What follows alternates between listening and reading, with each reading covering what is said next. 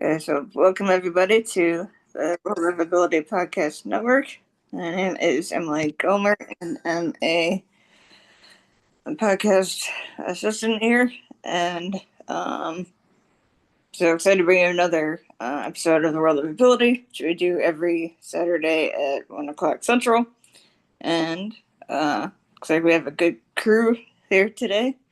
So I'm going to pass it over to so the guys to kick it off here today. So John, Derek, Mark, and Michael so far. So welcome, guys. Hello. How are we doing, everybody? How are we doing, Derek? Doing okay. How are you doing? I'm doing pretty good. We haven't met before, have we? I don't believe so. I, I think this is where you're supposed to jump in and introduce yourself. Hi, Mark.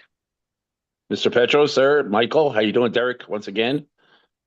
I know everybody, as Hello, always. sir. But hey, just to get you before we start, just to let you guys know, okay, you guys are all good men. So I want to share something with you, okay?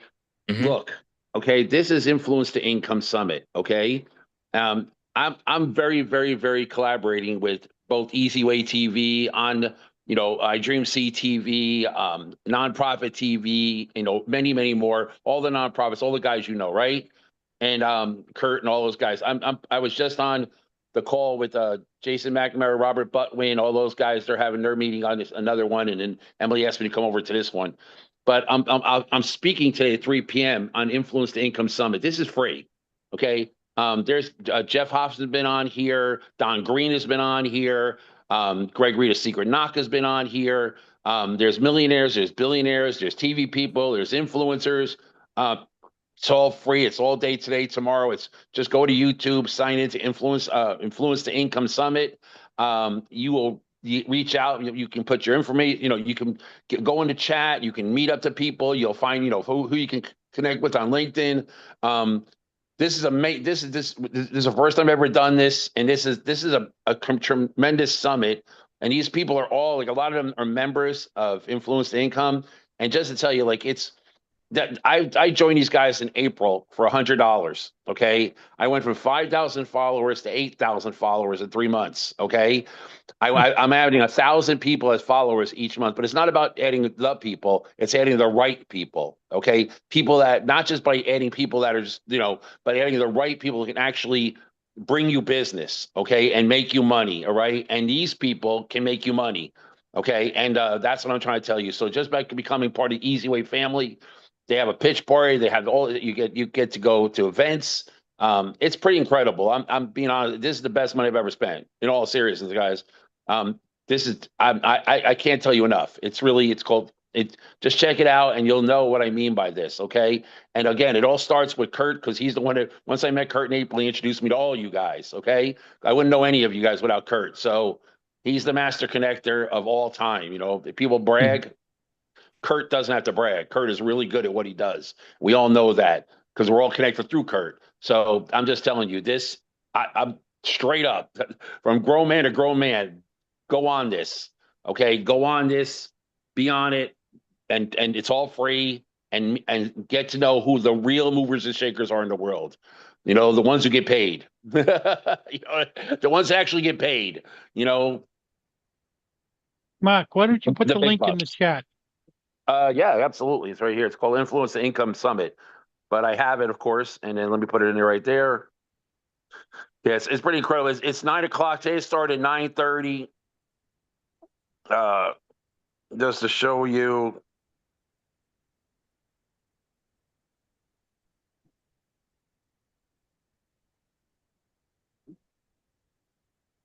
There's another one.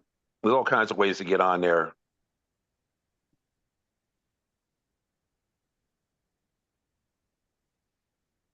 Yeah, it's crazy. There's all kinds. It's really worth it, guys. We all sit in these rooms, you know what I mean? But that is the money right there. They've been doing this for years. These are guys that have been doing this for eons.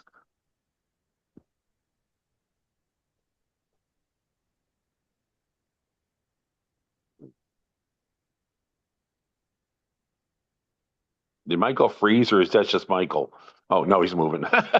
Just good at He does being. I'm just quiet and still. That's always you. Michael's a great listener. Yes, I am. He's the humble. That's a good nickname for you. That should be your tagline.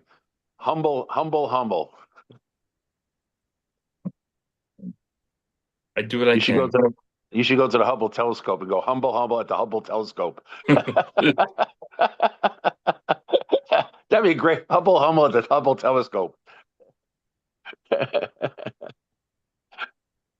No, but yes, I'm telling you, I've been to thousands. I've been to all those Tony Robbins, Dean Graziano, all those guys.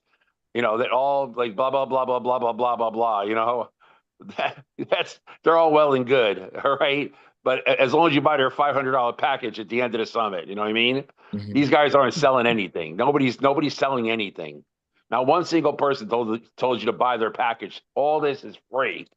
They're giving you the device they charge $5,000, $10,000, $20,000 for is free. Jeff Hoffman is Priceline.com. You guys know who I'm talking about. Bids.com, bookings.com, Greg Reese, Secret Knock.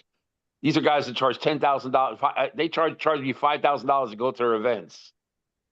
I'm watching it for free.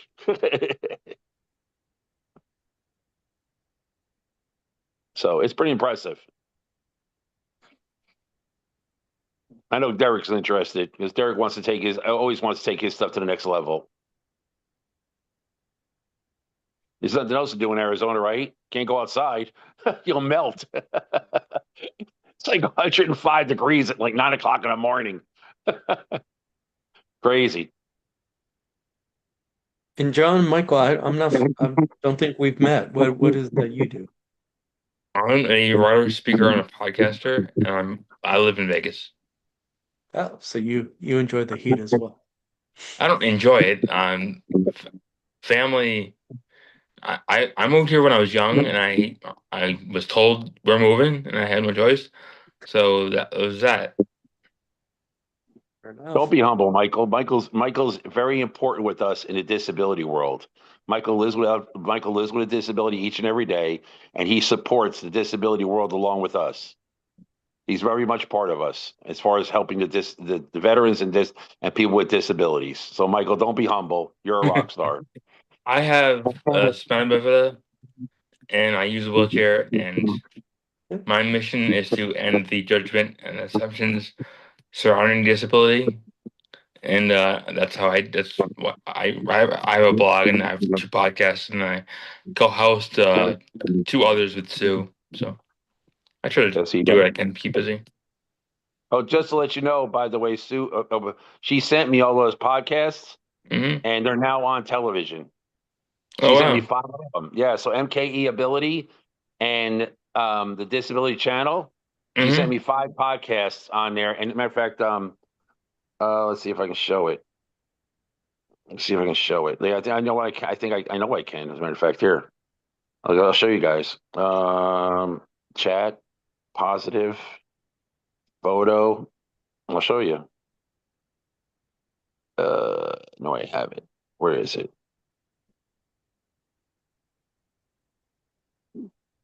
Oh darn! Oh no, I know I have it. By the way, you want to meet this guy, Michael. We're going to introduce you to this man right here. This man is Okay. Kenneth. This man is Kenneth Hill Jr. Okay, Kenneth Hill Jr. grew up with something. Him and his brothers, 9 brothers, had the same disease. He didn't realize it until he was 30. But when he was like young kid, young black man growing up, he was in Jersey. He used to get the crap beat out of him almost every day. Okay, Oh. and one day he said no more. Went to karate school. You know what I mean? And is now a 17-time Hall of Fame Aikido champion. And Wow. he's trained he's trained with Chuck Norris, Billy Blanks, Cynthia Rothrock, all of them, all the biggest, baddest masters in the world. That guy is trained with, and he's a 17-time Aikido, Hapkido. I always say there's both Hapkido champion. Mhm. And lives with a disability each and every day, and he's now going to become a spokesman on Inspire.world to support people with disabilities. And with his name and his career, we're going to bring the world to see what people with disabilities actually go through each and every day. Like you said, like when you were younger, people thought you were drunk, tried to institutionalize you, which is completely and utterly unfair. Yeah. And we're going to stop that. And with people like this, that when you put a 17-time Hall of Fame karate champion up there, people tend to listen. Yeah, I would think so. Yeah. Let me see.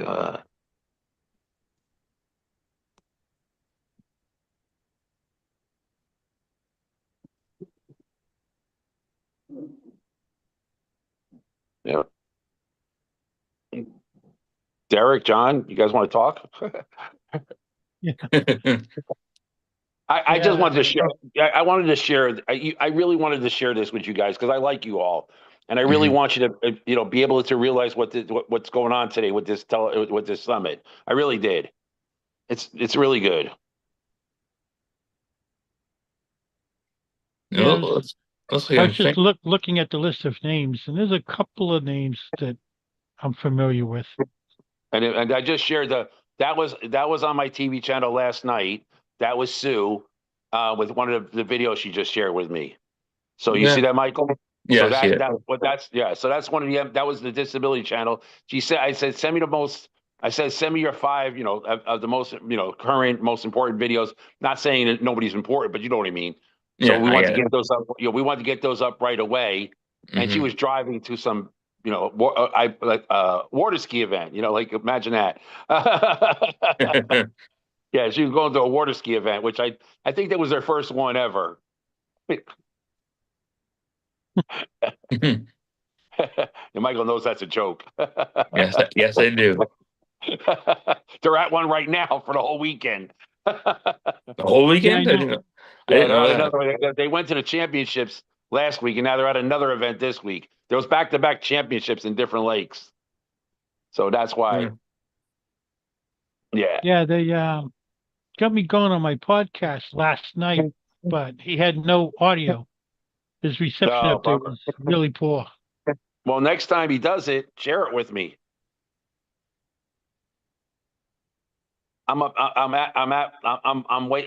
Because of who I joined up with now, all these people, I'm at millions and millions and millions of viewers now. Matter of fact, I have a new thing. They put me on an iVod, and you can I'll show you. I'll share the link. Watch. You can watch. I'll share the link. It's called ivodtv.org. Maureen Cooper Turner built this for me, and it's a really cool. It's a video on demand, and I'm on there with Easy Way TV, and you could tell who's watching you all over the world. So like last night, there was 2 of us in the USA, me and her watching because she was fixing it because it's new, and there was a person in Germany watching me, watching the videos. So it was pretty cool. You get to see who's watching all over the world. So you're watching who's watching you? Yeah. So when Sue's video was on last night, there was people in Germany watching it. That's cool. Now, no offense to anyone, and I'm just telling you guys, like most of the times when people say, I have YouTubes, you know what I mean? And I go to their YouTube, all right? And I go, please don't show me that. And I go, why? And they go, because you're showing a guy who owns a television channel and you're asking how many viewers I have. And then I go to your YouTube channel and you have 40 viewers, 30 viewers, 60 viewers, 80 viewers. And I'm asking, and I go, I don't want to sit there and be mean and say, well, how many viewers do you have? You know what I mean? I'm not that person. So I'm trying to give them, all I'm trying to do is give people more viewership, more eyes on you and your product. You know what I mean? That's it. Yeah, by the way, Mark, Kurt told me to get a hold of you. Yeah, so you can do 4 about shows my a month. podcast. Yeah, you can do 4 shows. I have a special going on right now. You give me 4 30-minute shows, okay, a 4 30-minute podcast. It doesn't matter. If you could cut it down to like 22 or 24 minutes, that gives time for commercials because it's on scheduled TV. But I'm just saying, if you could do it about 22 or 24 minutes, it's better. So that's a good cutoff time, all right? Because you want commercials, because you want to get paid. Okay, commercials are where you get paid. 4 shows, okay, $100. And if you want to run ads, it's $20 an ad. That's 10 ads across multiple streaming channels, not just mine, multiple. All right, for like $200. So for a $300 investment, you'll be seen by millions of people, literally across the globe. That's it. The deal of the century. Okay. All right. I'll have to get back to you about that. Yep. Sign up at onthemarktv.com. So, John, what does your podcast focus on? I focus mine pretty much on marketing. Most of my guests come from Alignable, and we talk about whatever it is that they do. Of course, everything ties into marketing, so it's an easy show. I've even done a couple of tongue tie. I've even done a couple of book promotions on my podcast. Nice. And Mark can tell you, I had a 14-year-old girl on who was amazing. Yep. Special. I should do that. Marketing, MARCETING with Mark. You can market Mark, with Mark. You haven't seen my new logo. No, please share it, John. I'll be right Please back. share Hold it. on. I love the way he says my name too. Marketing. Nah. I love those messages. Yeah, I had a friend of mine, and he was his name was I was a car salesman like 30 years ago, and he was in Boston, and he used to go Mac, Mac, Mac. And I had like a 3-year-old kid at the time. My son, he's not 30, so you can tell how long ago it was, right? And he comes in, he goes, Daddy, who's Mac? And I go, me. He goes, No, your name's Mark. He goes, You're Daddy. He goes, You're Mark. And I go, What do you mean, I'm Mark? He goes, No, you're Daddy. So now I can call you Daddy Mac. I know, and I go, and that's when and so what happened was at that time, Yahoo was just starting. This was like a long time ago. Yahoo was just coming online, Yahoo Online, right? And so I was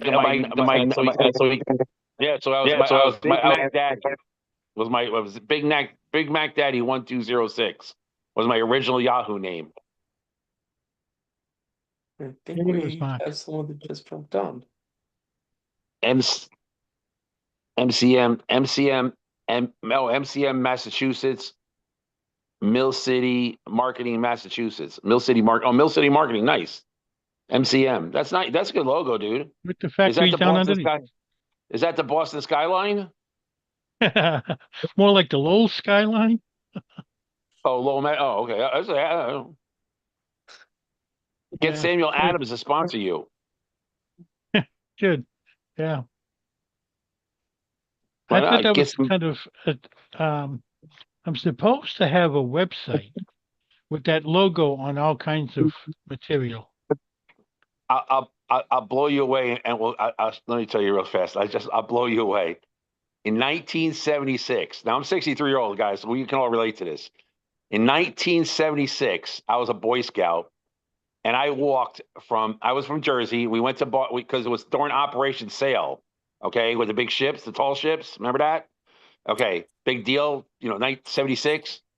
We walked from Acton, Massachusetts to Boston, Massachusetts, and met Jimmy Carter.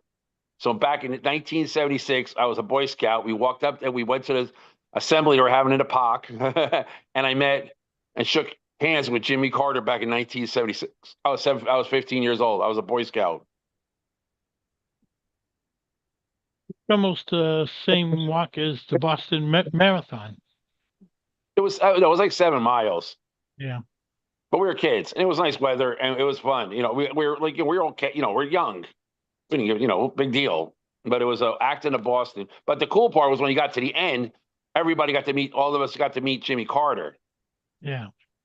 Because we're the only troop doing it, and we're from Jersey, so he wanted to meet us. So we got to, we actually had to shake his hand and say, good job, Mr. President, or whatever we said. I don't know. We were 15 years old. There was no social media. We didn't dislike the guy because we barely knew him. Not like now. Yeah. We all know him now. Yeah, I met Jimmy Carter in 1976 in Boston, Massachusetts, during Operation Sail. somewhere around, I have a picture of my father and Ronald Reagan No. That's my before he favorite was president. president. That was my favorite president. I joined the Navy in 1979, and Ronald Reagan became president, and he treated us. He was the first president to actually give a shit about the military. Instead of taking Yeah. money from, he actually cared about that. He treated us pretty well. Yeah, I love Ronald. Ronald Reagan was my favorite president of all time. my father used to work for General Electric up here in Lowell at the electrical wiring plant where they made all the electrical cords. And Ronald Reagan at that time had that, I forget the name of it. It was this, they had a bunch of Reaganomics? different, they had a different bunch of movies on TV. I forget the name of it. TMC, the Turner Movie Channel? What, Wasn't Ted Turner. Turner's Movie Channel? TMC? No, That was the one that showed all the classics like Gip and all that, all the classic movies. TCN, Ted Turner's Movie Channel. yeah. He was in charge of it, and they sponsored a contest that they had at the plant up here. Mhm. And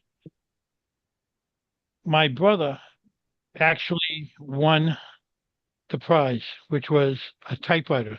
And back then it was the old little push button Smith and manual Corona. typewriters. Royal. I still have the typewriter, believe it or not, too. It's down in the garage with a couple of other old pieces. So I'll give you another one where we have something in common, John. My father worked for Western Electric for 35 years in Kearney, New Jersey, and they built the switchboards, the telephone switchboards. So my dad worked for, and it was a subsidiary of Bell Telephone because they built the switchboards for Bell Telephone, and my sister worked for New Jersey Bell. It's amazing when you run into friends how much you have in common. Yeah. My mother used to work for the parachute company that was in Lowell, Wow. packing parachutes, and if they weren't packed the right way, guess what? They didn't open. Oh, A very tedious job. you can tell Boston humor. You must be from South Boston. By the way, if they don't work, they didn't open. I think right now he was actually being serious, but didn't realize how funny that sounds. Gentlemen, I have to run off to an appointment. Good to catch up. You and Derek always have a great appointments. day. How dare you keep busy? Hi, Derek. Hi. I love your little post. Thank you so much. I'm still waiting for our abundance of incoming, flowing energy of money coming in. We're still waiting. So, just to let you know, Derek helped me out with my taxes as a business of the Acts of Kindness series with creating the works, and Trevor Gibbs helped me with the expenses of who I paid, how I did it. Where it went, and hopefully we'll get some return. So thank you, Derek, for helping us out with the Acts of Kindness series books. It's been a journey, and now we need to get them out there. So nice to see you. And Derek, I went to the Crips summer camp Thursday, and I did a presentation with my books and the YouTube channel with Dr. Fingers, the finger spelling hermit crab, with about a dozen campers. And they translated it from me English, explaining that I was teaching sign language, that kids in Hawaii have a school for the deaf, and I was teaching them the ABCs in sign language. And I had a Spanish translator. So we had a great week. It was a lot of fun. And also I got to travel to Arizona with the captain to get his mail. And I got my visa to come back into Mexico again. So we had a very productive week. So thank you, Derek. So next time I come to Arizona, I'm going to come see you. You're doing all these amazing, you were doing all these amazing events. How did you get to Arizona by boat? We didn't. We drove. We drove. I was going to say, how did you get to Arizona by boat? Because I haven't seen enough water to get here. Captain has a car down here, and Captain has By the family way, in Marianne, I Phoenix. live in Arizona too. You know that, right? Yes, Okay, so you can't just visit Derek. I know. Okay, you're right. You're right. You're right. We didn't make it quite up there, but we got maybe Leon coming there to Sedona for some events. So anyway, it was a busy week, so it was great fun, and got the word out to the little kids over here as well, and they impressed the other American volunteers and with the books and just the whole presentation, and it was great fun. So I enjoyed doing like once a quarter an event. So there you go. There was my summer fun.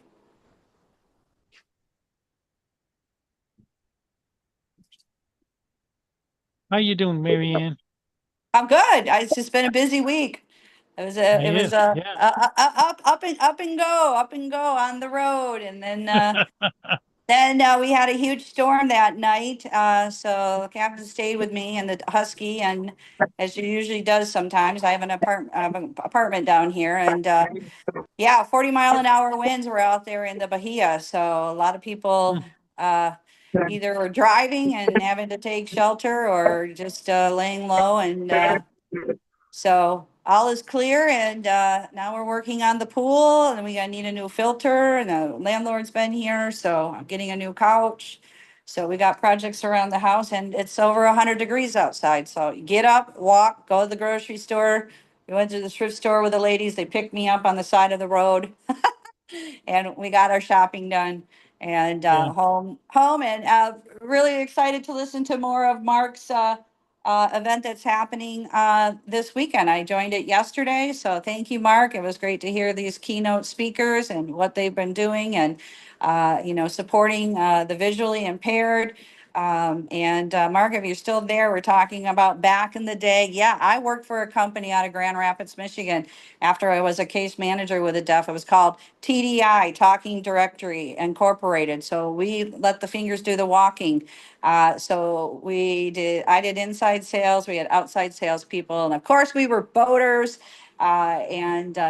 Things change in the industry. Then internet was taking over and kind of taking some of that advertising away. And then I worked for a phone company too at the same time too. They start up and then they go out of business. And then I went into medical sales. So anyway, I'm retired. So I got into Hawaii, and I became a spec signing, and now I'm a book author with a book series. So what a journey it's been. So kind of gotten to live some of the different dream, and do the different things that had talent in the past, and just a different way of shining it and getting it out there. And thank you so much too, as well as partnering with Leon, and talking to nonprofit TV, Anthony, and you, Mark, too. So just, Yeah, we he have an loves audience, you. we have He an loves you. audience, we have an audience out there that we're going to help out. So it's been great fun.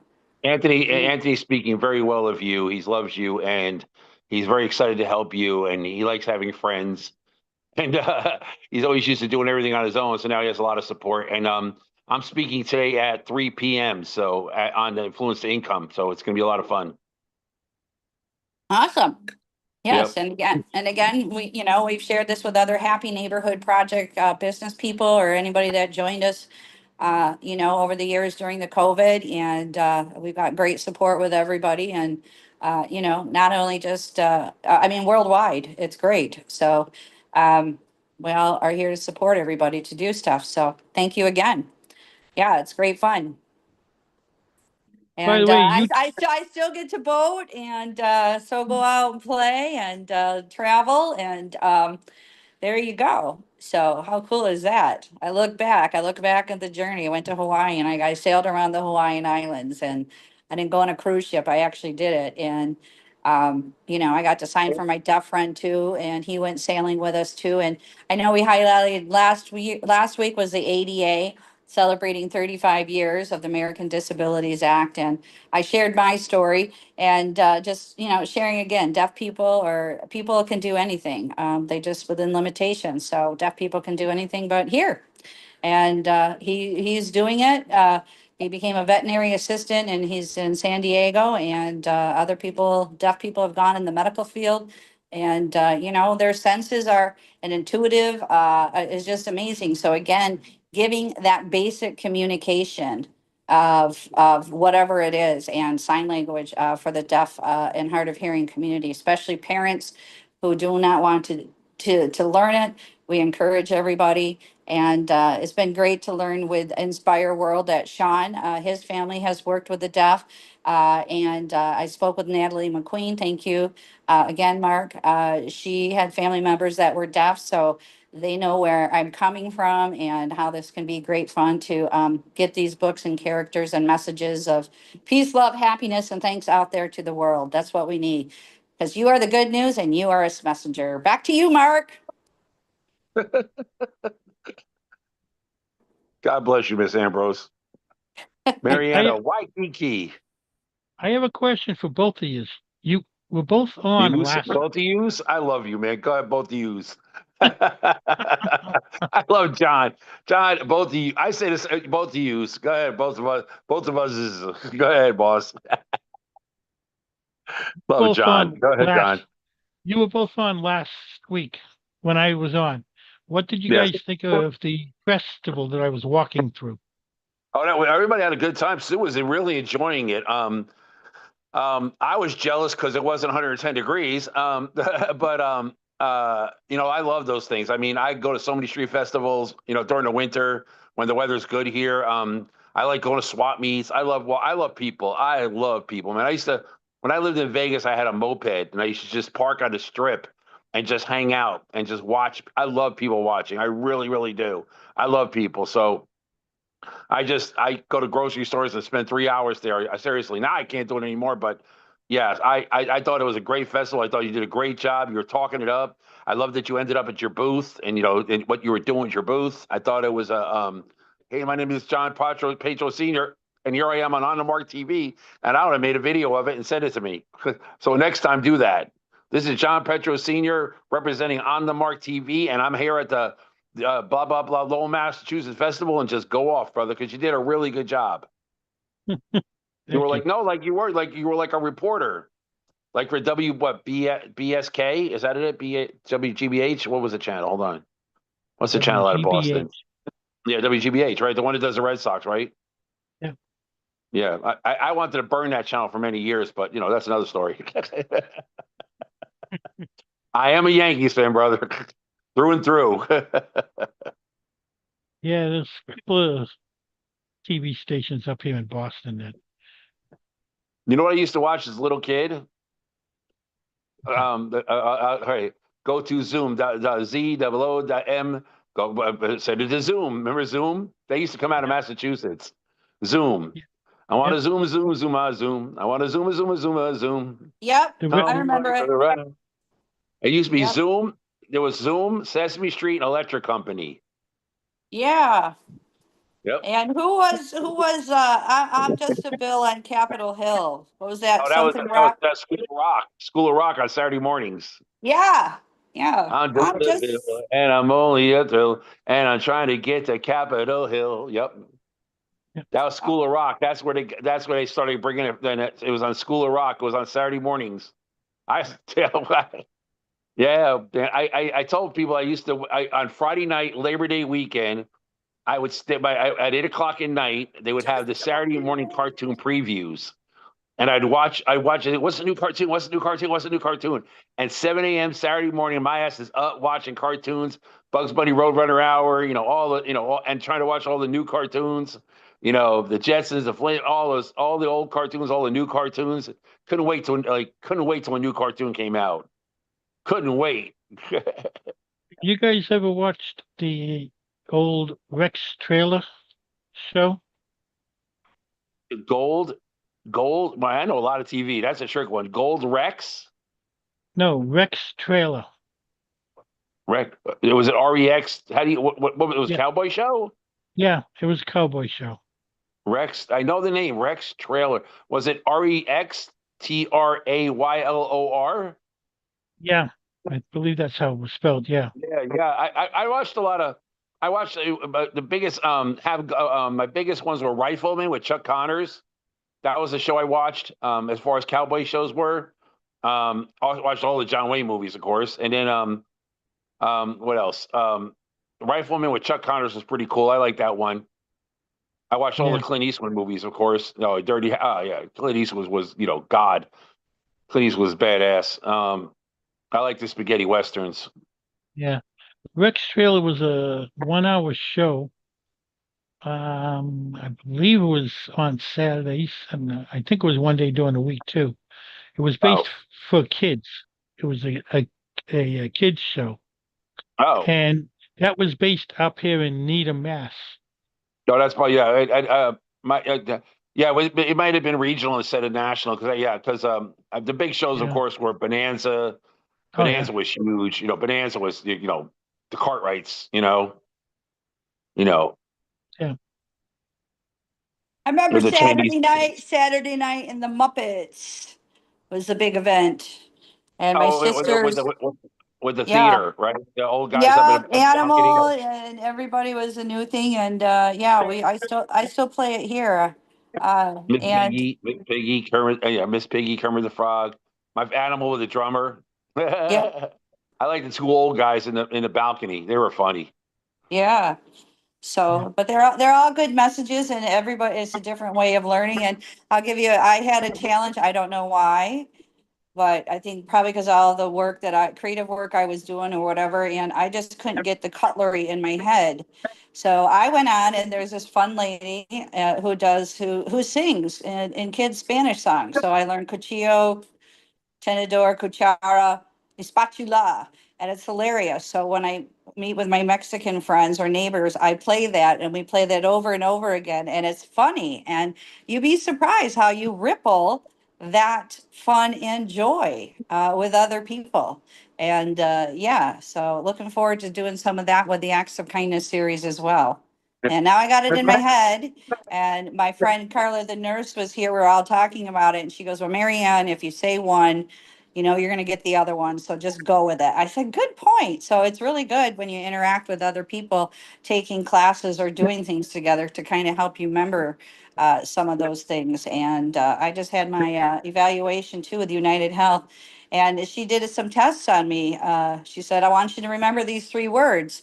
And I did it. I kept it in signs. She wanted to remember pen, and then it was flower, so I signed to myself flower, and then she goes basketball, and so I was shooting hoops, and so I kept it in my memory. So again, these are, sign language is a tool too. It's a gesture, it's a language, and it's very visual to your body, and it makes pretty much sense once you learn. you know I know it's not all the grammar, but anyway, it was great fun, and it was great fun too, Mark, with the camp. Here's a picture here. They do rescue there, rescue hawks. They built these new cages. It was beautiful little campus with these murals, and it was got a picture with new whale, water flow, the whale. I have it. It's a little too large for this. I sent you the photos. But what a great little camp with the inside room with seats and a television, and other book authors were there. It's called The Crips, Criffs. And anyway, I'll share you. So, I was, kind of going improv, but it was fun because then I was teaching them not only the Hawaiian word for turtle is honu, then tortuga is in Spanish and turtle is in English. And then I did it in sign language with actually the shell over your thumb, which is the sign language sign for turtle. For turtle. So it was great fun to interact with these kids and do that as well. And then I pulled my hand out, and it was the beach, La Playa, and so then I showed him the letter D, what we learned in sign language. Well, that's the D for dolphin. And we did dolphin and whale and shock of the sun. So we used all the characters on the front of the book. So what I'm getting at is there's an octopus. So in Hawaii, they call octopus taco. And so the kids laughed. I go, yes, it's taco. They eat octopus tacos. But here in Spanish, we usually have tacos here. So octopus taco is the word. So it was great fun and play on these words that we're all learning. And it was, again, it was great fun. So I'm just kind of sharing my little lesson plan. And yeah, and we went with it. So great fun. You guys got the video, and we need to get it out on nonprofit TV. So thank you so much again. Woo!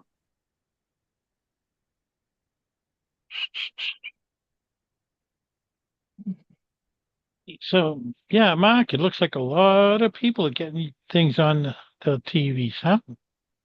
Yeah, well, the summit's huge. The summit's really. This is the first time he's ever doing it, so and Karen's a sweetheart. The one thing I like about this family, the one thing I like about this group is everybody's just really, really, really, really nice. They're just nice. Everybody just reaches out to you and helps you. I was on this every Thursday. They have this thing called the pitch party, right? And it's as you're a member, it's free to go. It's free to go. But then when you become a member, you can win stuff, right? So this week I won a $12,000 package. Hmm. Yeah, I paid $100 membership and won a $12,000 package. I won like interviews, covers of this. There was like 30 people in a room or so, and everybody donated something. So whatever they donated, I won. Consultation here. Being on a podcast, being on a show. I'm going on somebody's show next week. And this guy, I just invited to different shows to speak. So it's pretty cool. So there's a lot of benefits to becoming a member. It really is. It's massive amounts of benefits. So that was the one thing I won. And then I was in a room with Bill Duke, the actor, the young lady from Young and Restless, who's been on that 43 years, the owner of River Rock Films, the owner of the guy that just did the Pacquiao fight. Yeah. Jason Lives, the guy that directed Jason Lives, the guy that directed Jason, the two last Jason movies, last couple of Jason movies, these directors. Yeah. You get to meet some serious, serious people. And if you're a marketer, you can start working for these people. That's what I'm saying. It's a lot of opportunities. Oh, I don't know who this is. Michael Cohen. Who's Michael Cohen? He's wearing I don't know what he's doing.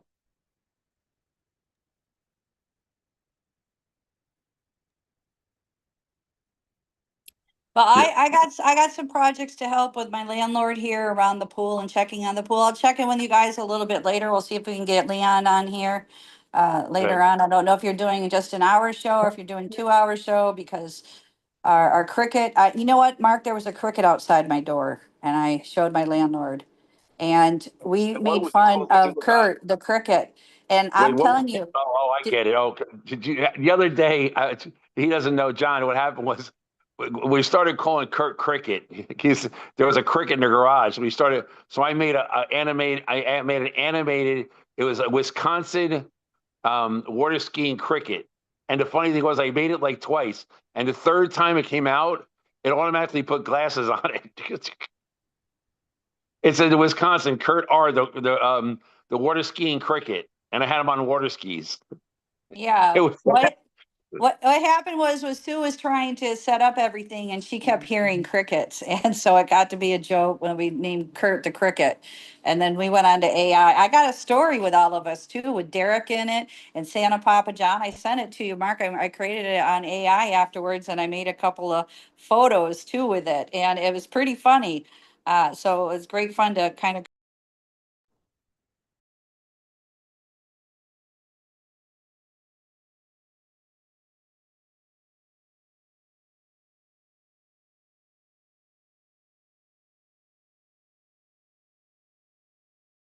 I have to attend to some things. I don't want the water to flow over in the pool.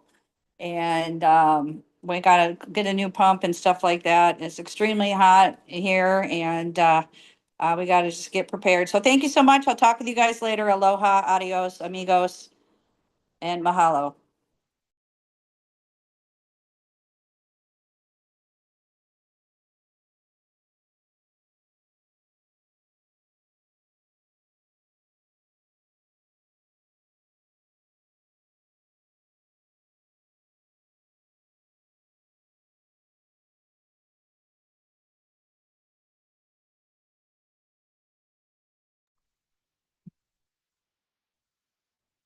All right.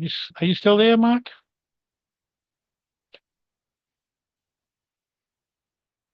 Maybe Mark's off too. Okay.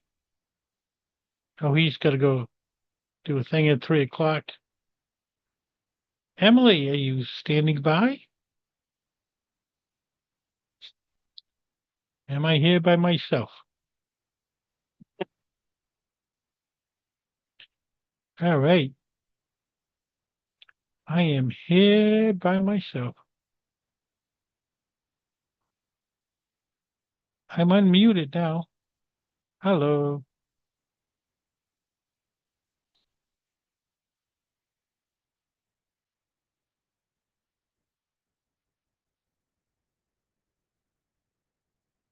Yeah, so Emily, I have Santa Papa John scheduled for my podcast next Friday night. You should tune in. It's going to be interesting.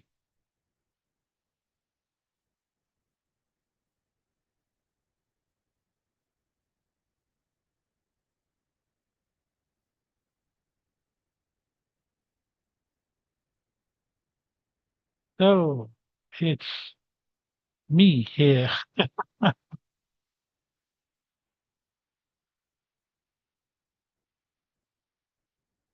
Who else would be popping in today? We need some other people popping in here. And what did I just do?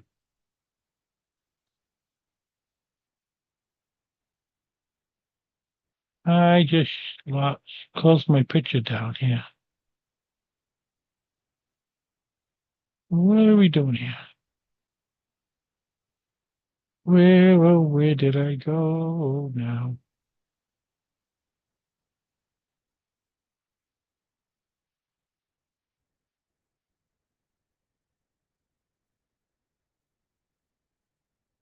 Anyway, I'm back. I got my picture back. Yeah. So if you look behind me, that is not a chandelier hanging in the trees. Might be what it looks like, but it's a reflection in the window. You just noticed that. I do not have a chandelier hanging in the tree. Wish I did, but it's not. I got trees all around me here. Oh, look out that window. More trees. I got trees all around my house here. To that little gate that you saw off on the side is my 33,000 gallon in-ground pool. And no, I haven't been using it. It needs to have some work done to it. But in any case,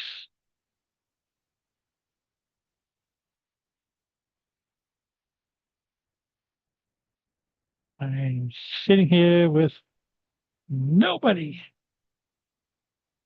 Emily sitting on the side. Kurt's got to stop taking these weekends off, man.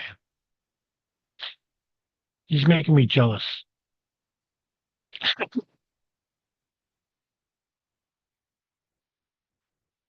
But yeah, Emily, next Saturday is our anniversary. Me and my wife been married for, okay, she's not there, 30 some odd years. And yeah, now after that many years, it's just another regular ordinary day. At least it has been for a few years now. We haven't been going anywhere. We are this year, but we're putting it off until the long weekend. It'll be delayed for about a month. Taking Labor Day weekend off. Where are we going? I have no idea yet. Next year, I'm trying to put a cruise together with a bunch of people. Go on a cruise for 7 days. Boston to Bermuda. Now it goes Boston to Nova Scotia for 8 hours to Bermuda. But that's a year away.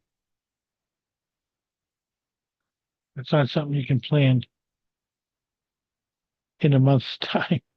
You can, but you're not going to get what you want. Last time we went on a cruise, we had young twins with us, so we had to get a 2-bedroom suite. And let me tell you, when you're on a cruise ship and you get a suite, you get spoiled. 24/7 butler service, concierge service, um, all kinds of special added on when you're in the suites. You even get reserved seating in the balconies at the shows that they have every night. Get spoiled. That's how I got into marketing. After I cruised, I had such a good time. Wanted to help other people, so I became a travel agent. Hooked up with an international host company. Gave me a website, back office, kept specials up to date and everything. I said, oh, great. I get customers in from them. Didn't work that way. And I heard people putting ads on Facebook. I said, well, how difficult can it be? So I fudged my way through it, put a couple of ads out, got a couple of responses, but nothing paid off. And then COVID hit. We all know what happened to the travel industry during COVID. It's not the time to start being a travel agent. So right after COVID, I bumped into a guy online who was teaching marketing. I said, well, if I'm going to do ads, I might as well learn how to do them the right way. At that time, he was doing he was doing marketing for 15 years, had accounts, had some very large accounts like Procter & Gamble, Orange Theory Fitness, and a bunch of other large companies that he was working with. And so I figured, hey, he must know what he's doing. So I took a 16-week online course that he had. Had to go out to San Diego for graduation. He rented Padre Stadium out there for the day. That's how big his business was back then. Right now, he's got over 300,000 students in 75 countries around the world. So I think this guy knows what he was teaching. Took his course again a couple of years ago. He started incorporating AI into it. Got to keep up with things if you're doing the marketing like I am. But yeah, that's how I got started in marketing.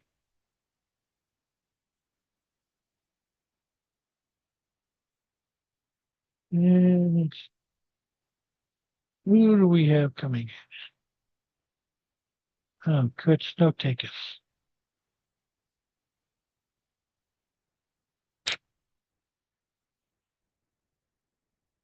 Let's bring in the note takers. Got to take them notes. But yeah, so now I've expanded on to doing a podcast on Friday evenings, and I can now do 30-second video commercials on live stream TV like Disney Plus, Hulu, and all the Paramount mounts. And let me tell you, that's a lot cheaper than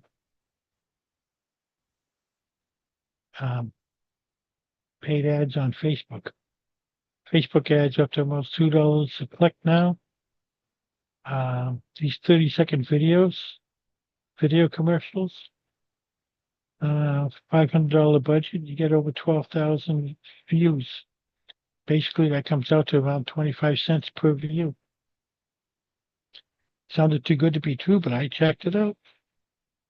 Once I got access to the Disney platform, I put an account in, and it said over 12,000 views for $500 a month. So yeah, that's a much better deal. And we're more people on live stream TV over Facebook. Definitely.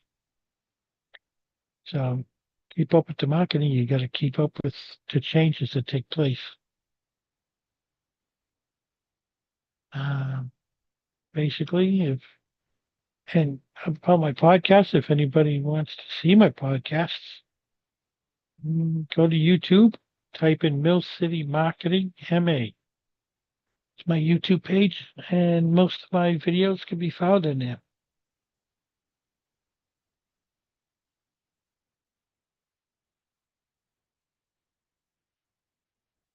So, Emily, how you doing out there?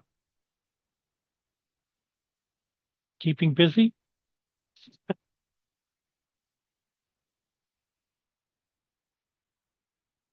I would probably be doing this sitting outside, but believe it or not, it's a little chilly out there today. After all these 90-degree temperatures we've been having up here in New England, today's kind of a chilly day. But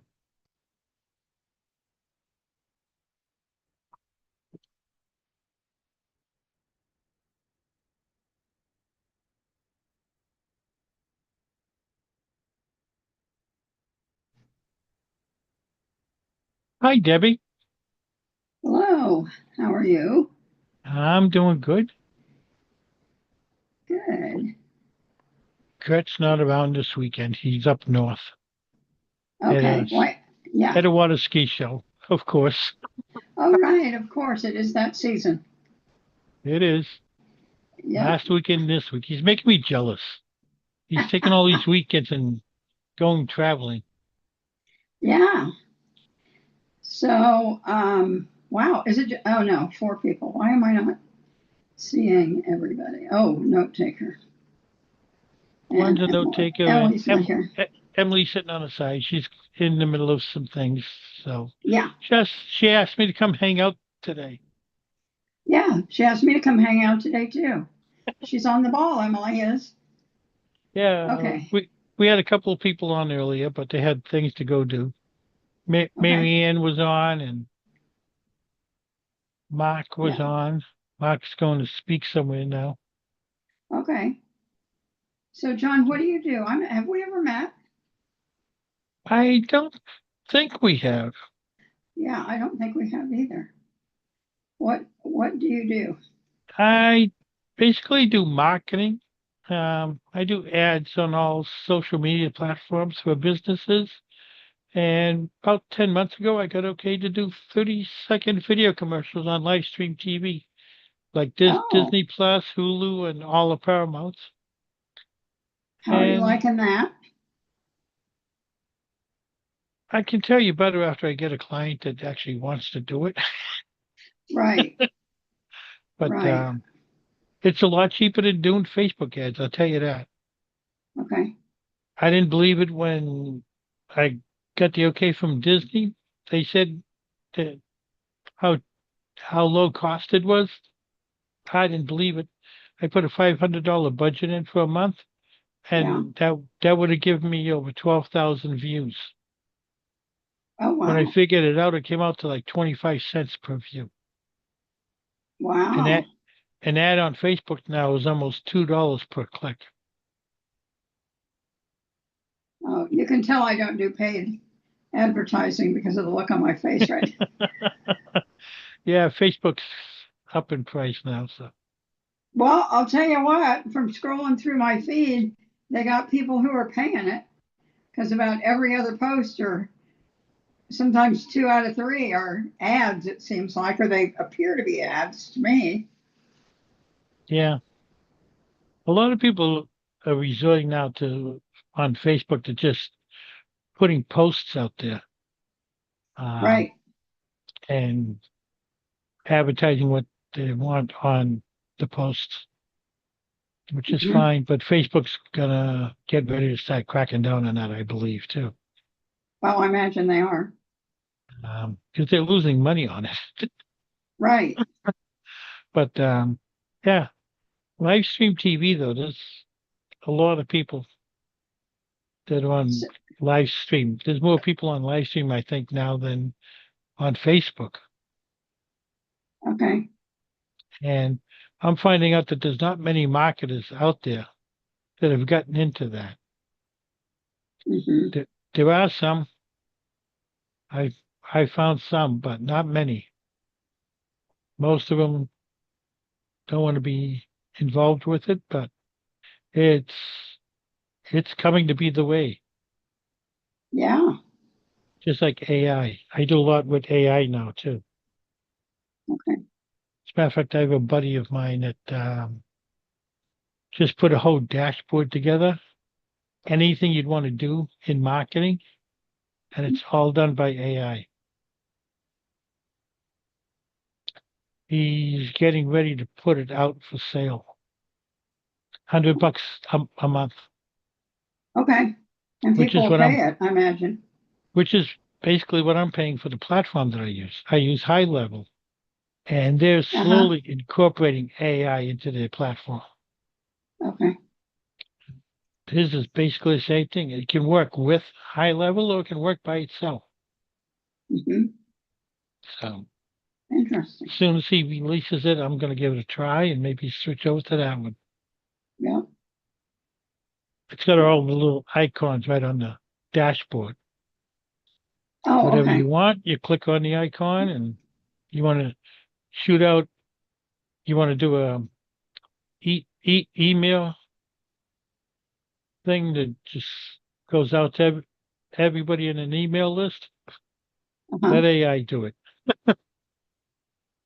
Yep. I had somebody yesterday who mentioned something that I thought was probably true. And I'm not saying obviously in 100% of cases, but she was referring to people who are selling things that are like, okay, all you have to do is just very little, and then AI will write for you, which is really sort of encouraging students that that's the way that they can get their work done, which is obviously not, in my opinion, anyway, is not a good idea. It's not a good model to be setting. A lot of colleges now and schools too are, are using an AI detector program Oh, that's a good idea. where they put the thing in and it tells them if it's AI or not AI.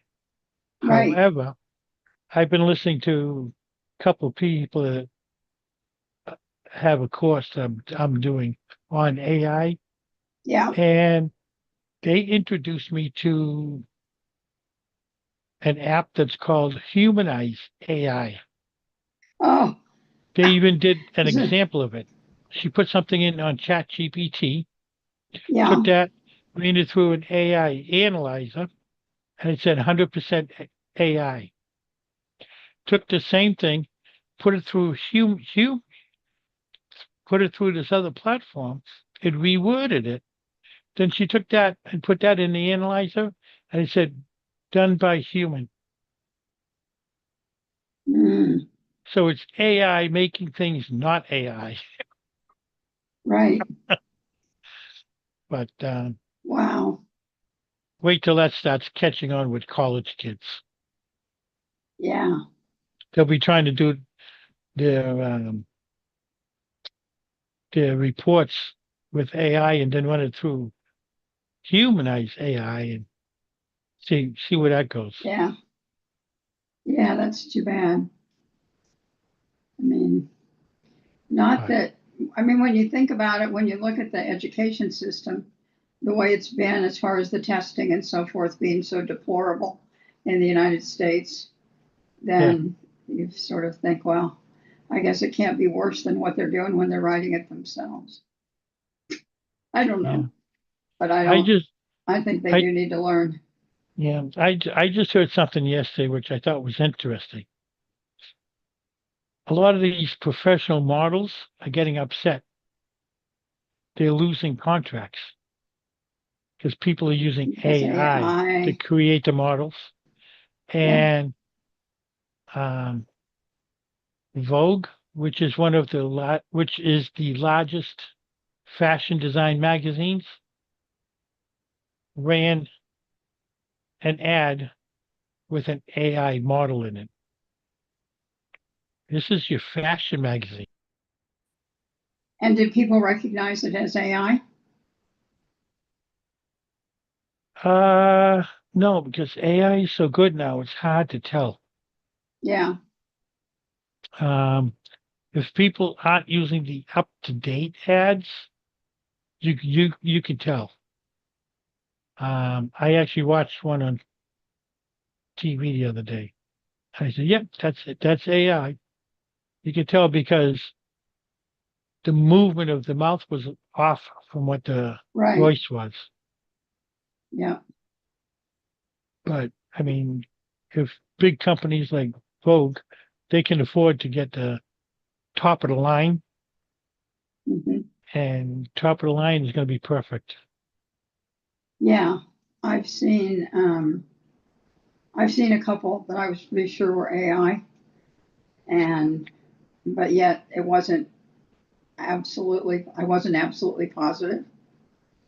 Yeah. So, Couple of years ago, I tried out a piece to. Um, I was working on putting a summit together for customer acquisition. I was going to record some interviews and put it out. So one of the ads that I did, I had a paragraph talking about what the summit was going to be. huh?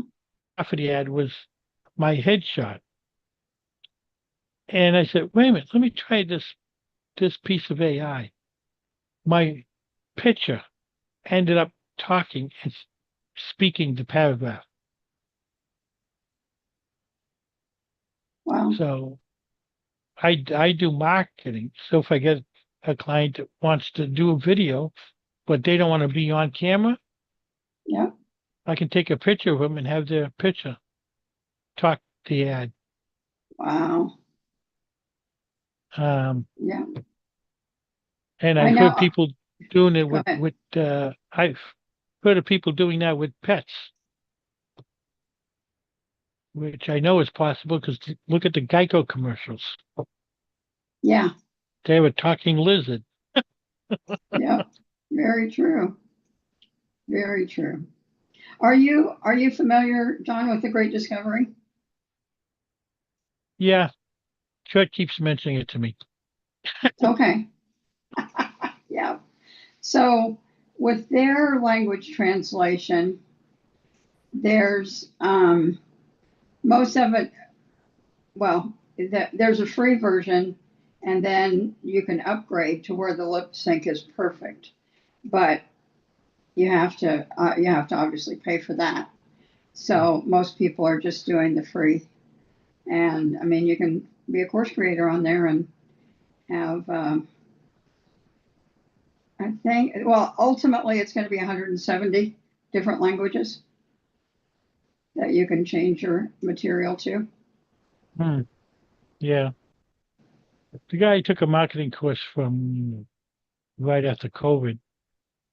Um, a couple of years ago, he started incorporating AI into his course, and that was one of the first pieces that he incorporated. He took an ad that he's been using for 10 years in his Hmm. marketing. Yeah, It's after 10 years, it's still bringing in cash. yeah, And he he now put that in different languages because he goes around the world. Right uh-huh, now, he's got over 300,000 students in 75 oh, different countries. uh-huh, And he puts his ads out in all these different languages now. right, Um, but yeah, I took his course right after COVID. hmm, And back then, he was doing marketing for 15 years. right, And at that time, he had accounts with Procter and Gamble, Orange Theory Fitness, and a bunch of other big companies. And I was a I was trying to be a travel agent, but it started before COVID wasn't the time. And right, I said, well, if I'm going to do ads, I might as well learn how to do them right. So I took his course, 16-week online course. And back then for graduation, I had to go out to San Diego. That's where oh, he is. And that's tough, huh? he rented, he rented Padre Stadium for the entire day. Oh, And yeah, I met some interesting people taking his course. yeah, One of them is a NFL Super Bowl champ. I still chat with him at times online. uh-huh, Actually, I have to get a hold of him. I want to get him on my podcast. Oh, do what's the a topic of your podcast? it's on marketing. I I do it at 5 o'clock Eastern every Friday. I do it on Uh-huh. Kurt's network, and because he live streams it, and I most of my guests come from Alignable, and we just talk Mhm. about whatever it is that they do, and Yep. it always everything ties into marketing. So it's Right. it it's an easy podcast. Yeah. I've even Yeah. done book promotions. Oh, well, that's good. Matter of fact, All right. I had a lady on a couple months ago. She's actually a client of mine. Um, she's an international singer songwriter. Does a little comedy. Um, she's been nominated for quite a few music awards. Some of her songs have been in the top 10 in France, Australia, Mm-hmm. Italy, and the US. And in her travels around the world, she's been cooking since 5, and she's picked up a lot of recipes from all different countries, tweaked them a Yes. little bit, made them her own, put them all together in an e-cookbook. Ah. And it's an e-cookbook because it's over 500 pages. She's got Oh, over wow. three.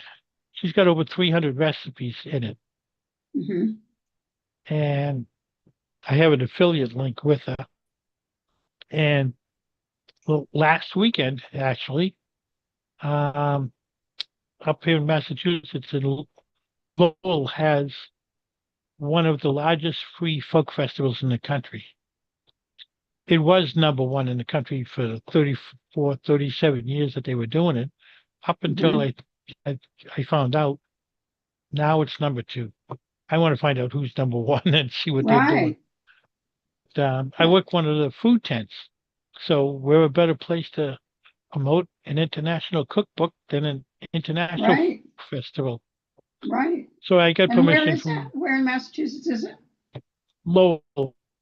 Okay. They've been doing it for 34, 37 years now. Wow.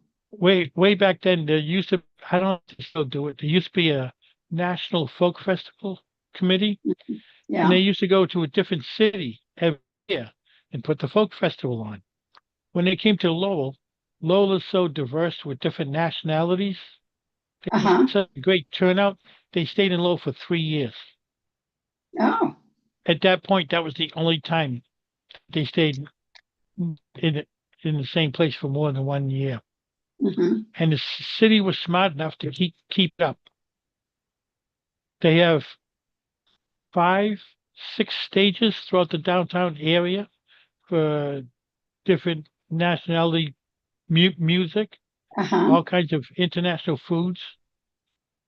Um, church groups, different nationality churches have food tents, nonprofit places, even the restaurants. I have a buddy who manages his parents' Greek restaurant downtown, and he sets up in the parking lot for people to just go by and order food, Oh, yeah. Greek food. I Mm-hmm. work a Greek food tent for the Greek school in the city that my kids went to. I still volunteer and help them out because I like the folk festival. I've been involved with the folk festival since the National Folk Festival came in. Um, in the beginning, I was working with the auxiliary police in the city, so I was working the detail there. So I got the security end of it. Then when I gave that up, I was working for the local newspaper. They had a tent. I was working their tent. Then when I stopped that, I took a couple of years, enjoyed it as a spectator. Now I'm working a food tent. Wow. I've had every Well, aspect of it. yeah. Well, back to podcasts. I have a podcast on pets. We talk about everything, everything to do with pets. So, That's why I've heard your name. Yeah, at World of Pets podcast. Yeah. Yeah. I knew your name from somewhere, but I couldn't place it. Yeah. I Yep. I don't know if we've talked before. We might have, but I've heard you Yeah. out there on Yeah. Alignable. Yeah, I really don't get on Alignable that often, but I am on there. Yeah. So, yeah, last week we had a gal who is works with fostering dogs primarily. She doesn't. Yeah, I guess she doesn't do cats at all. But I guess in Utah, where she lives, they have a um, they have a, a program where they will foster. So say that you had a pet and you got sick and you were going to be there was going to be a certain period of time where you were not going to be able to take care of your pet. But rather than rehoming the pet because you were going to start feeling better, soon, a couple, 3 months, maybe even longer, then they will find a foster family for the pet. And then the pet can be returned to you when you're feeling well enough to be able to take care of it, which I thought was a great program and a little bit different because we've talked about fostering before on the podcast. So it was good. And then she's also on the 9th of August in Salt Lake. They're having an adoption fair that she's going to take place on. So we try not to do. We're not really trying to be infomercials for businesses, but I figured pet adoption was a little bit different than that. So she talked quite a bit about the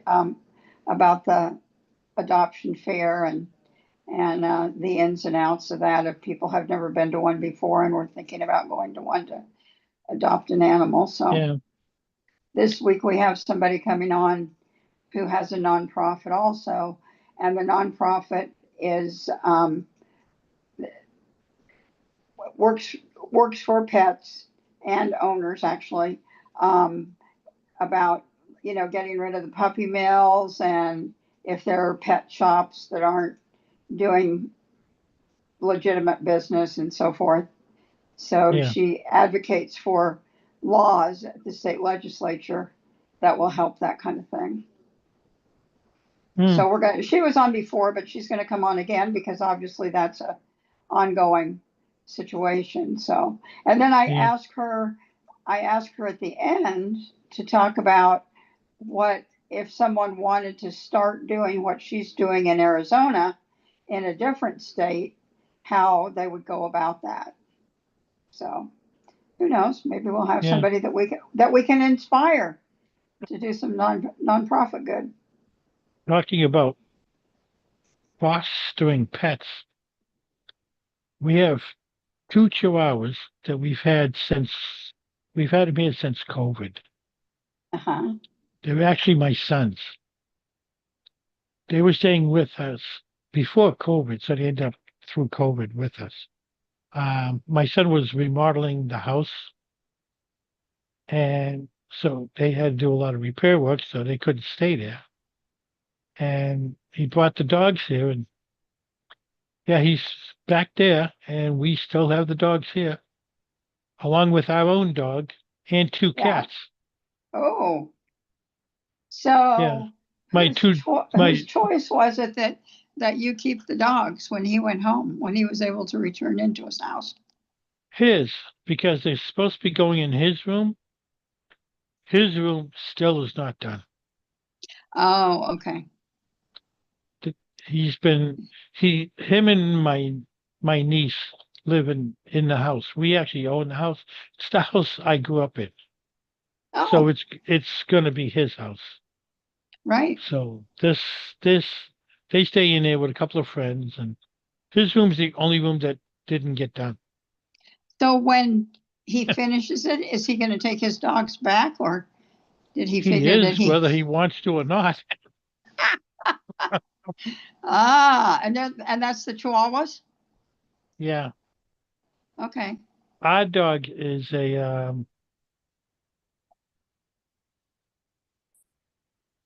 What the heck is our dog? That's okay. Senior moment. I I have them. can't think of it right now, but yeah, we have two cats. They were supposed to be kittens. My two daughters each wanted a kitten. Yeah. So they found online this guy had pictures of kittens that he was getting rid of. So we bought the kittens, and my wife went over with one of my niece's boyfriends. He went in the house to get them, came out with them after he gave the guy the money, Uh-oh. brought him here, took him out of the crate. These were not kittens. Full grown cats. Wow. They were old pictures that he posted online Right.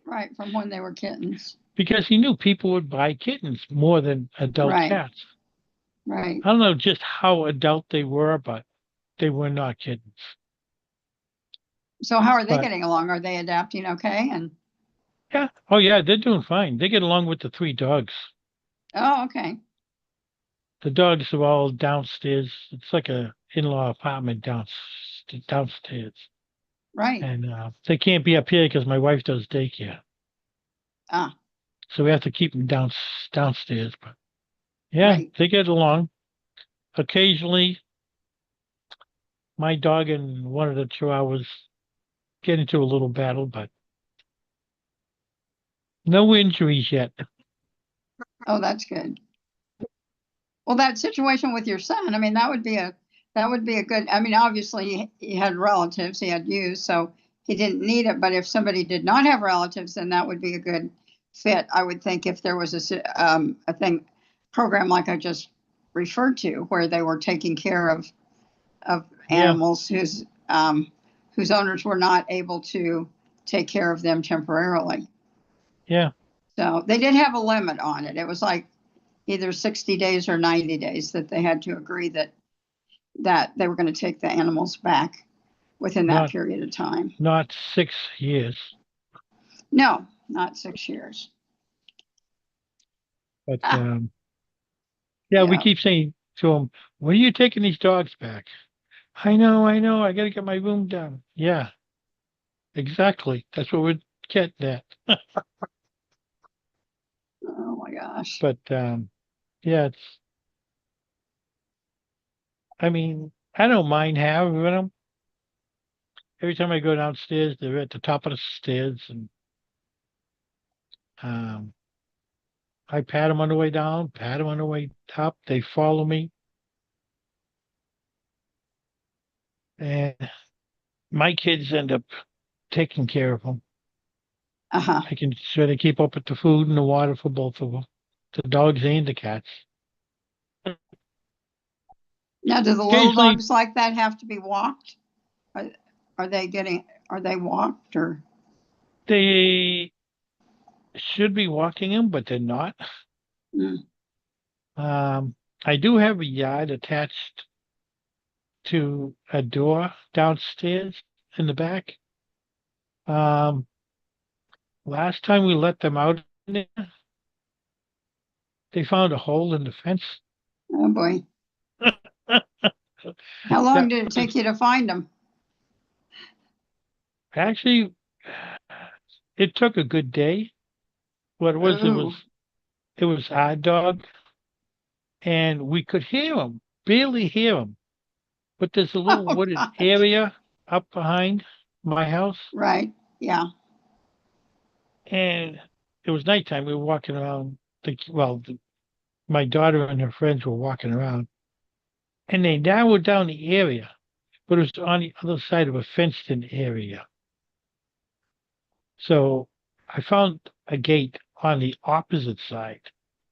Uh-huh. Went walking around, and we could hear him inside the fenced-in area, but he wasn't coming to us. Right. What happened is he found, I don't know what you'd actually call it, like a dried up spring, I guess.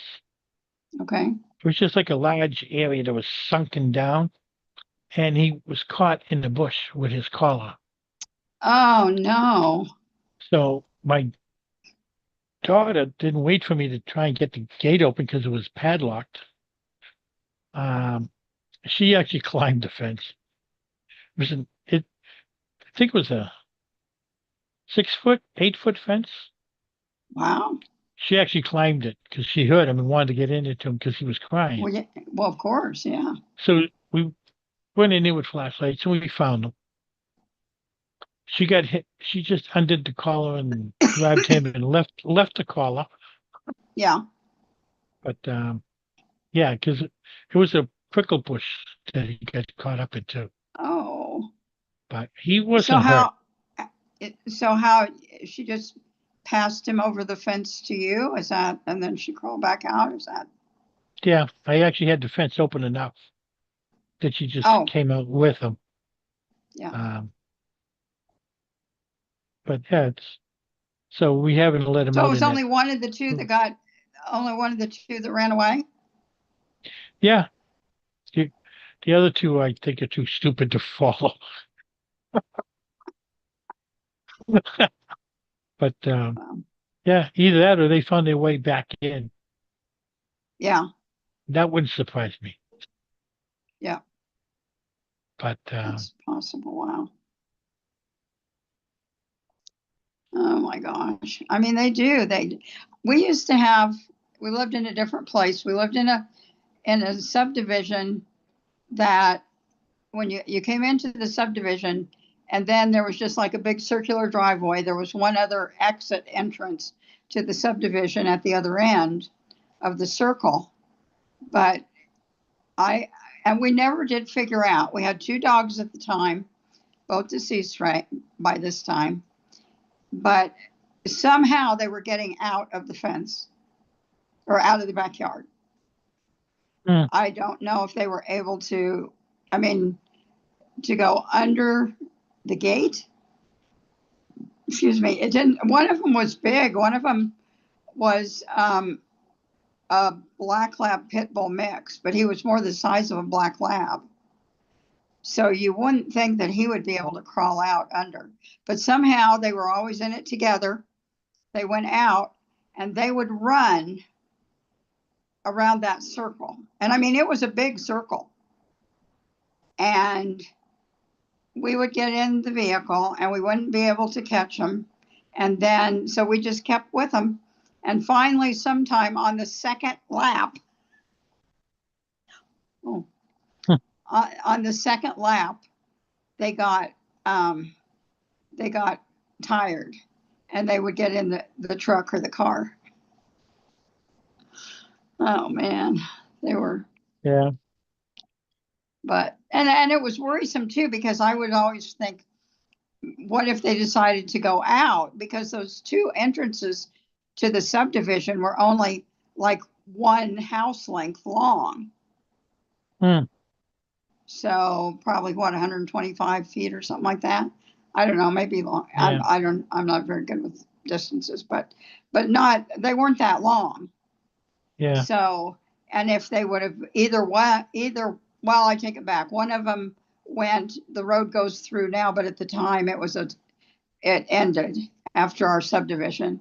But the other one went out on a fairly busy road. But for some reason, they did not take that, they didn't do that. They just kept on the circle. And we just were following them around like a bunch of. Yeah. Funny story too. My son we had bought him a dog. It was a black lab. Really nice dog. We were taking him to the vet, and one time the vet asked my son, "Well, what time of the day do you feed him, and how many times in a day?" My son said, "We just keep food in the bowl all day long." Mm-hmm. Well, you really shouldn't do that. My son turns around. I forget how old he was at the time. He turns around and goes, he asked the vet, how many dogs do you have? He goes, well, I've had 3 dogs. He goes, had? You mean they passed away? Yeah. He goes, well, guess what? This dog I've had for 14 years. And it's the only dog. I think I know more about dogs than you do.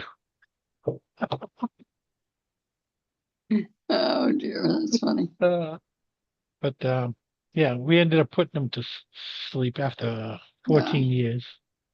Yeah. And yeah, we had a cat one time, and the cat got out of the house, couldn't find him, and it was winter time. Hmm. Not the time for a house cat to get outside. Right. We found him a week later, frozen Oh, in the how snow. sad. Yeah. Um, when I was a little kid, my mother had a dog. Inky was his name. It was Yeah. a German Shepherd, and we had a yard. We'd be out playing in the yard. And there was a gate on the driveway. It was fenced in, and the gate was open. And it was my brother. It might have been me. I can't remember.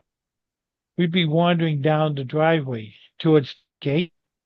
The dog would come Mhm. down in front of us and take his nose, push us back in, get back up in that yard. Oh, wow. So she didn't care An if we were out inexpensive there. babysitter. Yeah. So she knew if we were in the yard, we'd be safe with the dog. Right. Oh yeah, there's just such amazing. There's such amazing pictures. I get all, I'm in the algorithm to get all the pet pictures on social media because I always open them. And they're just Yeah, really, some of them are such phenomenal stories. The ones that are so heart wrenching are the ones that where the animal goes to the, like goes to the train station with the party that because they're getting the train to go to work, and then obviously at some point they pass away and the dog's still waiting. Oh. Yeah. It may be a made up story, but it makes me sad anyway. Yeah, actually, we used to sell tickets for the train in Lowell here in Borica, one of the towns on the same line. Hmm.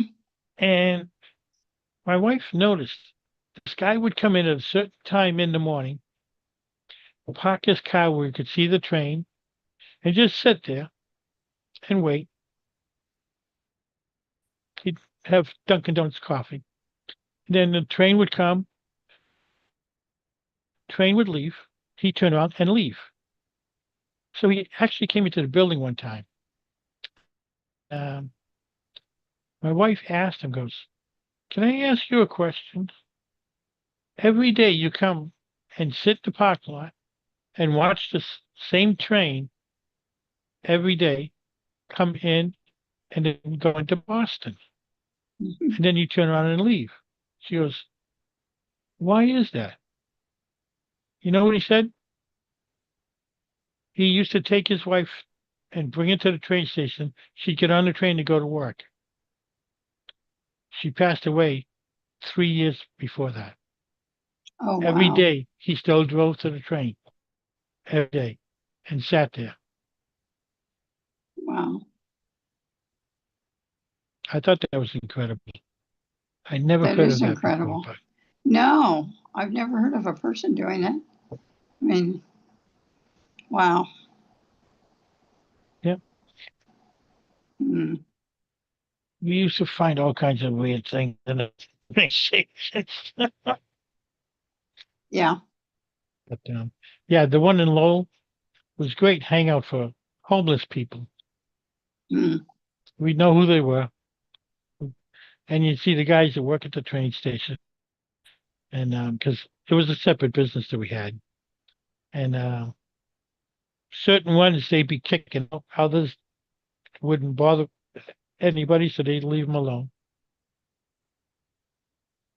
But yeah, we've done a little bit of everything.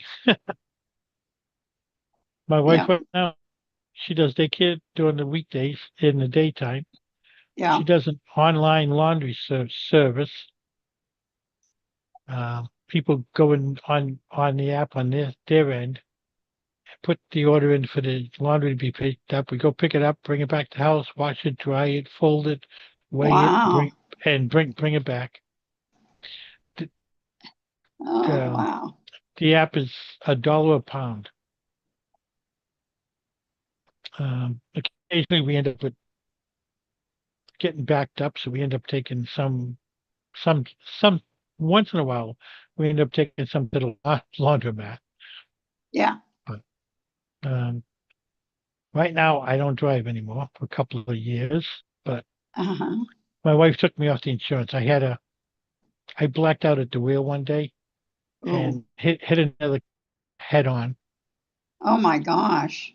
and everybody was fine. Cars were totaled, but Right. everybody was fine. So she took me off the insurance because of the surcharge. It was too much. And Yeah. I just I still have an active license. I just don't drive. Wow.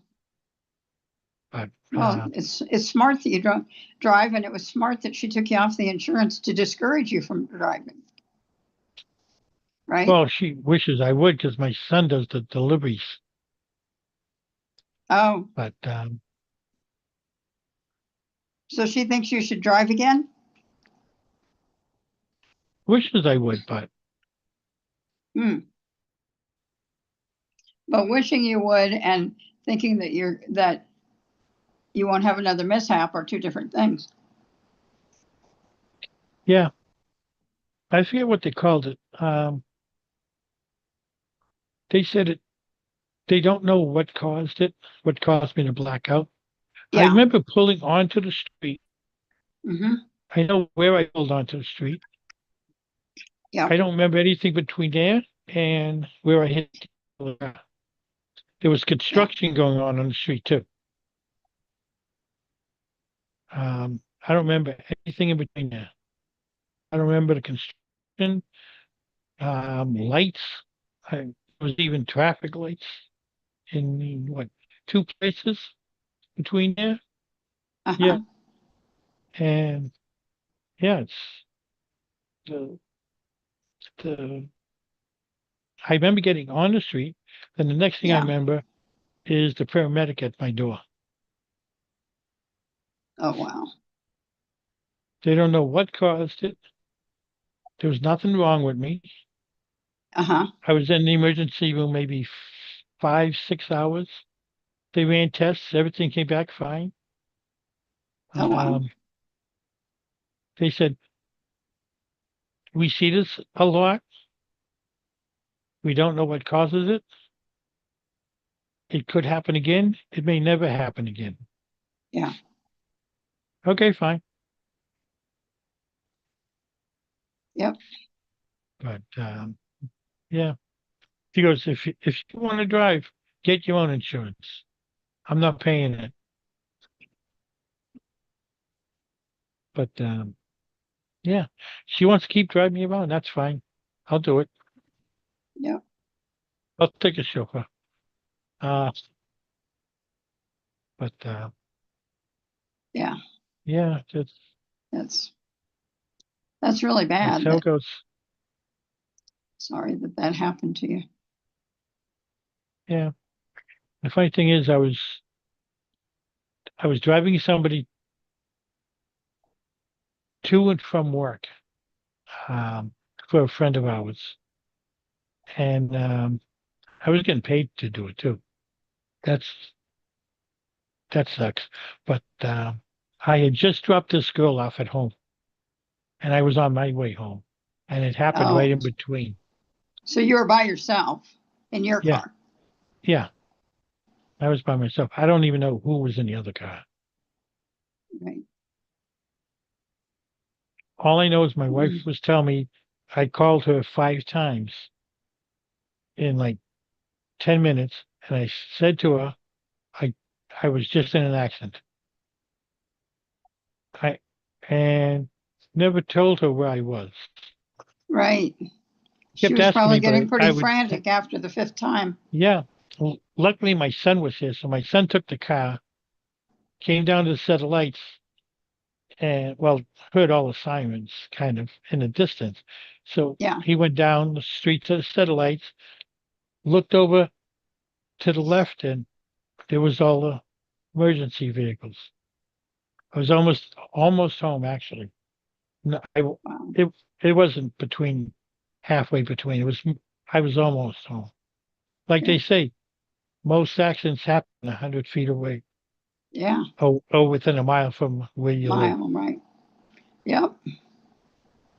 But Yeah. yeah, he came over and then called her and told her where I was. Uh-huh. And there's a sub shop we go to. I'll never forget this. The guy, we go there all the time, so the guy that owns knows me. He was in the hardware store. It was like right next to a hardware store.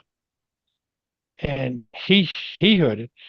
He came over and looked in and goes, "Oh, I know who that is." Well, when I went into the sub shop after that, he goes, "I was at the hardware store when I had that accident over there. Are you okay? Is everything all right with you?" I said, "Yeah, I'm fine now. It's been a couple of months. I'm fine." He goes, "Yeah, I saw that." I said, "Oh no." I guess when he saw me, paramedics hadn't even gotten there yet. So I was still passed out. Oh, So he didn't know what was okay. going on. Right. And yeah. And then a buddy of mine that fixes phones and computers, it Uh-huh. was right in front of his shop. He's like right next door almost. He goes, "That was you out there?" I said, "Yeah, that was me." Yeah. He goes, "Yeah, I saw that. That was bad." Okay, thanks, rub it in. Go ahead. I had an accident 3 years ago last month, and I was driving down. It was a main thoroughfare, but it wasn't luckily a section of the street where there was much traffic.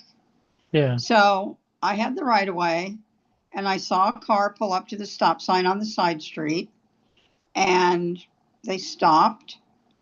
And the next thing I knew, they had pulled out right in front of me, and I was running into them. And I'm sure, I don't think I broke much at all to speak of. The speed limit was 35, so I was probably going 35. But I mean, they were stopped, and then all of a sudden they were right there, and I was running into them. And it was, the weird thing was that my car actually did a 90-degree turn and ended up about maybe I'm going to say between 50 and 100 yards, because I'm not that great at the distances, but between 50 and 100 yards away from that street, but it had just gone down the side street. Luckily, because there wasn't anything in the street for it to hit. And then as soon as it was so damaged that as soon as it got to the point where it just didn't have any more go in it, then it just stopped. But the front was pushed back. My legs were so black and blue. Across here where the seatbelt caught me, and oh my gosh, it was. But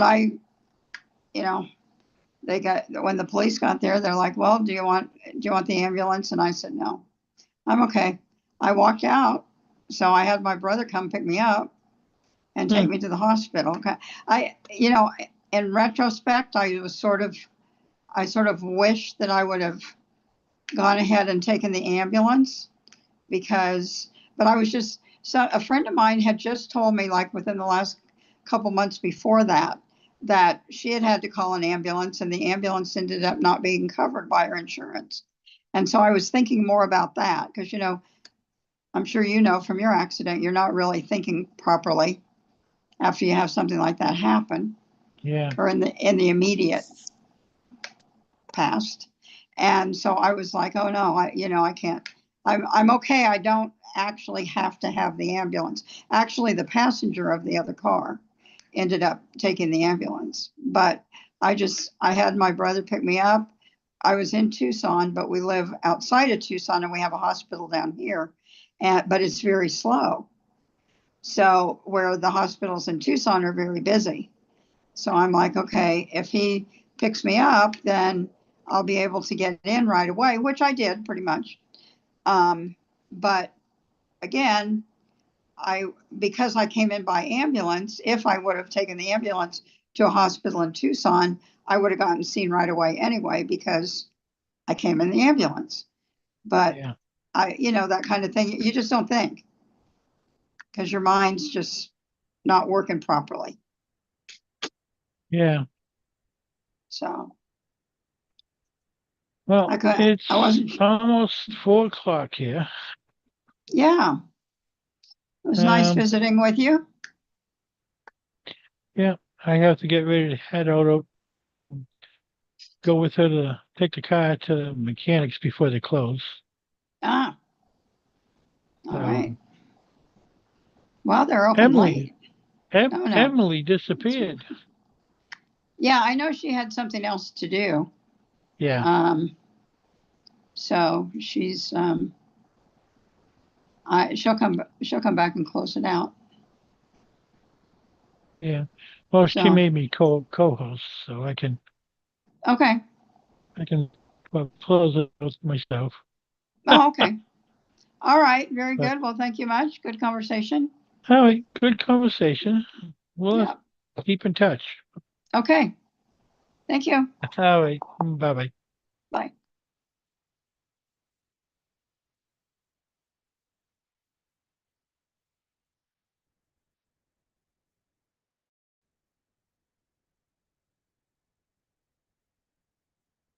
All right. Emily, you're not out there, are you?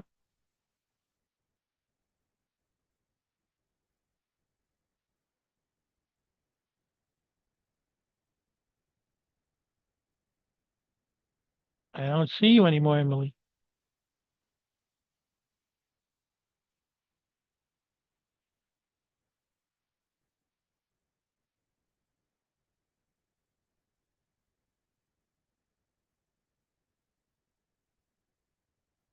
All right, folks. That's going to be it.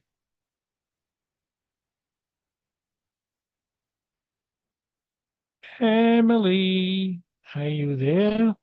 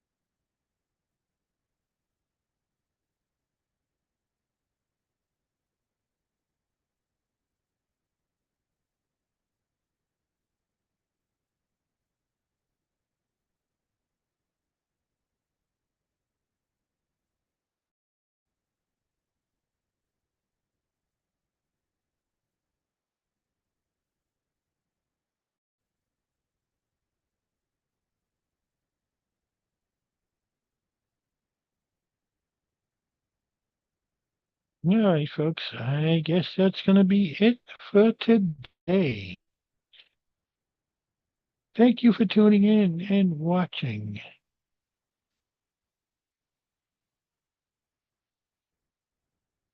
Tune in again next Saturday, same time.